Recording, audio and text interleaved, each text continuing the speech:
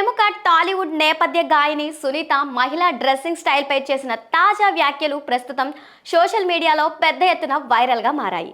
సమాజంలో కొంతకాలంగా మహిళలు ఏ దుస్తులు ధరించాలనేది వారి వ్యక్తిగత ఇష్టం. దాన్ని ఎదుటివారు నిర్ణయించడం వారి స్వేచ్ఛను హరించడమే అనే బలమైన వాదన వినిపిస్తోంది.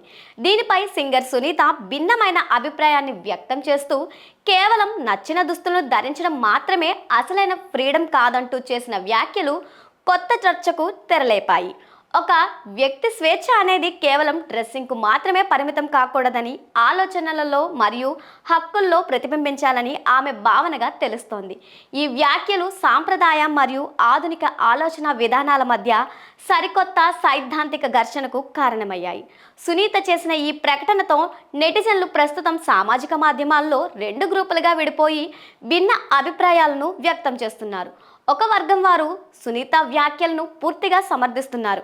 భారతీయ సంస్కృతి సందర్భానికి తగ్గట్లుగా గౌరవప్రదమైన దుస్తులు ధరించడమే సంస్కారమని, సెలబ్రిటీగా ఆమె చెప్పిన దాంట్లో ఎలాంటి తప్పు లేదని వారు కొనియాడుతున్నారు.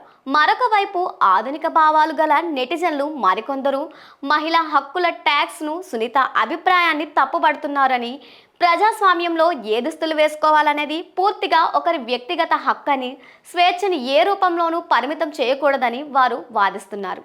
ఏది ఏమైనప్పటికీ సెలబ్రిటీల వ్యక్తిగత అభిప్రాయాలు సమాజంలో వ్యక్తిగత స్వేచ్ఛ మరియు సామాజిక నిబంధనల సరిహద్దులపై ఎంతటి లోతైన చర్చకు దారితీస్తాయో ఈ పరిణామం మరొకసారి నిరూపించింది.